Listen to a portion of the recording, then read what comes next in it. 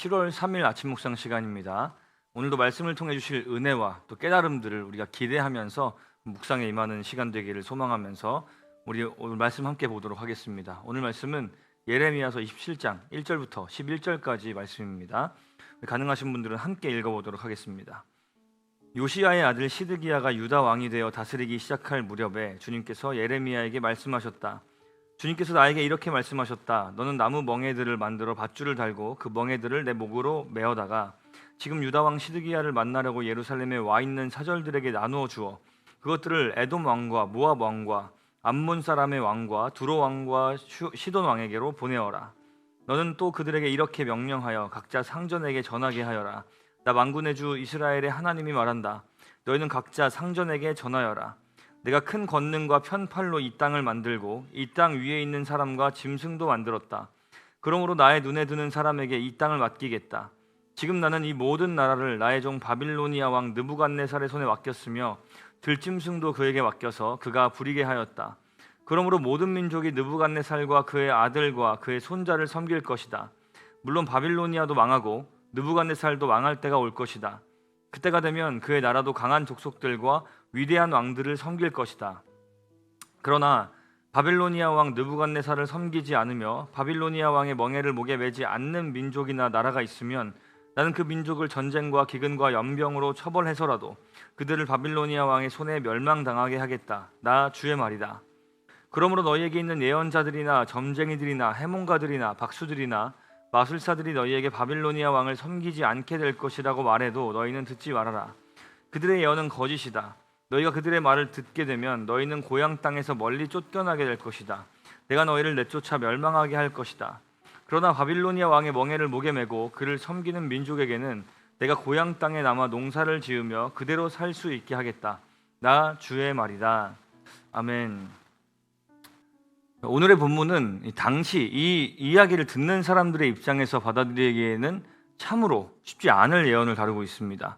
먼저 우리가 본문 전체를 살피기 전에 한 가지 정리를 하고 넘어갈 것이 있는데요. 아마 세 번역으로 성경을 읽으시는 분들에게는 큰 문제가 없겠지만 큐티책에 있는 그 개역 개정, 이제 어떤 분들은 개역 개정이 써 있을 텐데 그 개역 개정으로 본문을 읽고 계신 분들에게는 조금 혼란스러울 수 있는 부분이 있어서 이 부분만 간단하게 좀 체크하고 넘어가도록 하겠습니다. 먼저 세 번역으로 1절을 한번 보도록 하겠습니다. 요시야의 아들 시드기야가 유다 왕이 되어 다스리기 시작할 무렵에 주님께서 예레미야에게 말씀하셨다. 이어서 개역 개정의 1절을 한번 보도록 하겠습니다.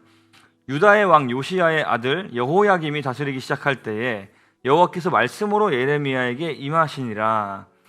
차이점을 찾으셨습니까? 이 세 번역에서는 요시야의 아들 시드기야라고 되어 있고요. 개역 개정에서는 요시야의 아들 여호야김이라고 되어 있습니다. 이 부분은 성경학자들 대부분이 성경의 사본을 기록한 사람이 이 시드기야로 기록해야 할 것을 여호야김으로 잘못 기록하였다는 데 무게를 두고 있는데요. 왜냐하면 이어지는 2절 이하의 내용들이 이 시드기야 때에 주어진 예언들을 다루고 있으므로 1절이 절대로 여호야김일 수가 없기 때문인 것인데요.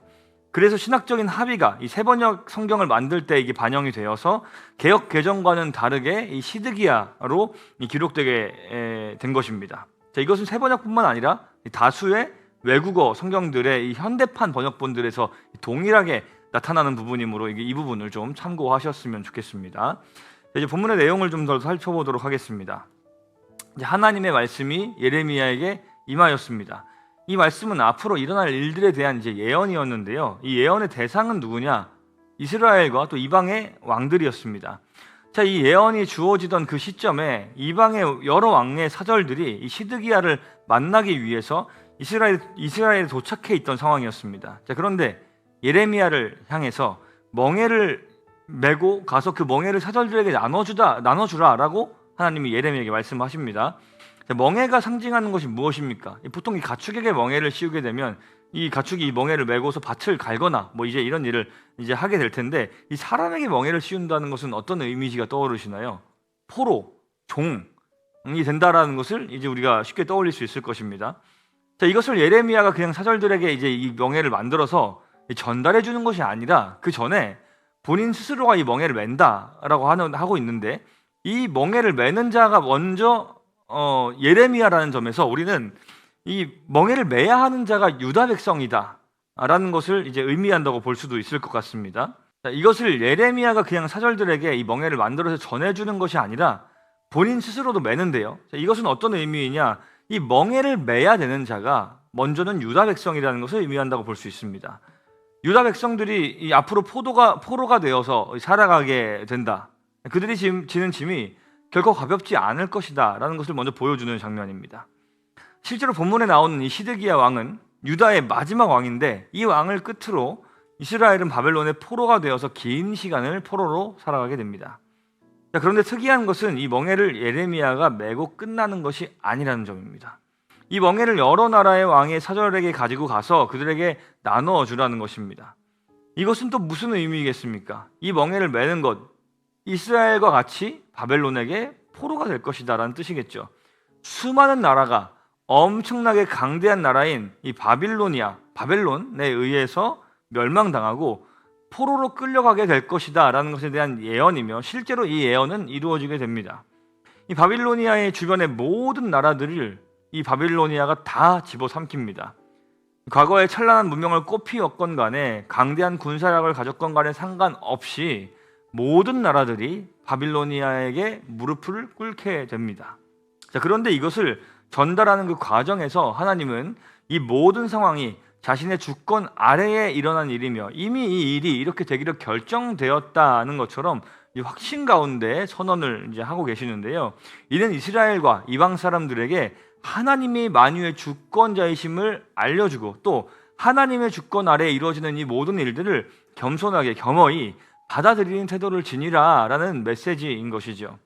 누가 포로가 되는 것을 좋아하겠습니까마는 혹시나 하나님이 말씀하시는 그 말씀을 무시하고 너희는 포로가 될 거야 라고 하는 이 말씀을 무시하고 포로가 되기를 거부한다면 전쟁, 기근, 연병 등을 통해서 결국에는 그 거부한 나라들이 멸망을 하게 될 것이다 라고 또 선포하시면서 이 불순종에 대한 엄정한 심판이 있을 것임을 강조하며 말씀하고 계십니다.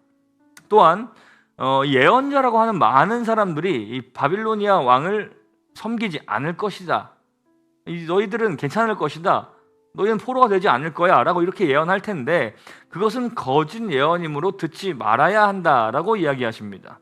근거가 없는 거짓된 희망 그리고 거짓된 이 낙관 그냥 자기 만족적인 어떤 그런 이야기들은 오히려 공동체를 망치는 일이 될 수 있음을 보여주는 부분입니다. 그러니까 왜 이 심판을 당하게 됐는지를 명확하게 알고 그 이유에 대해서 따라오는 그 결과를 하나님께서는 겸허히 받아들이기를 원하시는데 아니야 괜찮아 별일이 없을 거야 심판 없을 거야 이렇게 그냥 좋은 것만 보고 좋은 상황만 보고 얘기하는 그런 것들이 공동체를 망치는 일이 될 수 있다는 것이죠. 자기 암시나 긍정적인 사고 이런 것들이 문제를 해결해 주지 않습니다. 좋아 보이는 것이 무조건 좋은 것이 아닙니다. 좋은 게 좋은 거지 이렇게 얘기하는 것이 좋은 것이 아닙니다. 참된 하나님의 뜻을 발견하고 그 뜻대로 사는 것이 가장 중요한 부분이죠.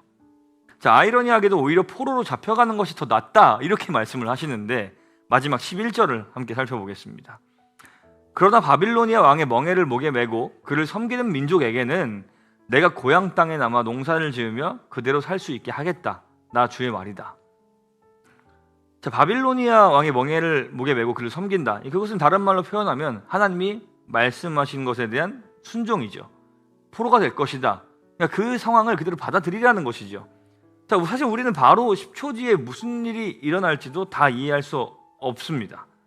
하나님의 뜻이 무엇인지도 사실 다 이해할 수 없는 굉장히 제한된 지혜를 가지고 있는 사람들입니다. 그러나 하나님이 어떤 분이신가에 대한 이 바른 알을 전제로 하나님의 말씀에 온전하게 순종하는 우리가 될 때 우리의 삶은 그 인도하심 가운데에서 평탄하게 될 것입니다.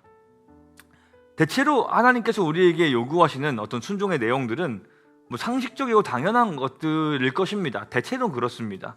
그런데 때로 우리가 인생을 살다 보면 납득하기 어려운 순종의 때가 오기도 합니다.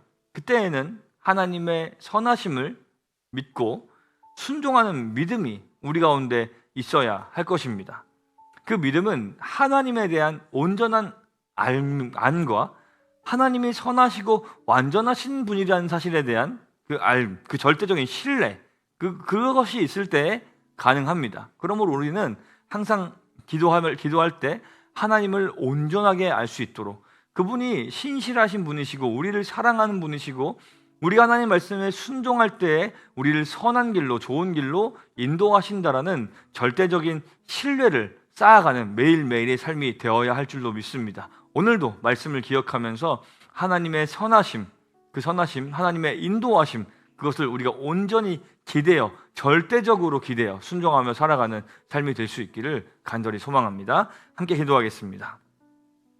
모든 것을 주관하시는 하나님, 하나님의 절대적인 주권 아래에 살아가는 우리가 하나님의 뜻에 순종하며 살아갈 때에 가장 큰 만족과 평안을 누릴 수 있다는 것은 따지고 보면 너무나 당연한 것임을 우리가 기억합니다.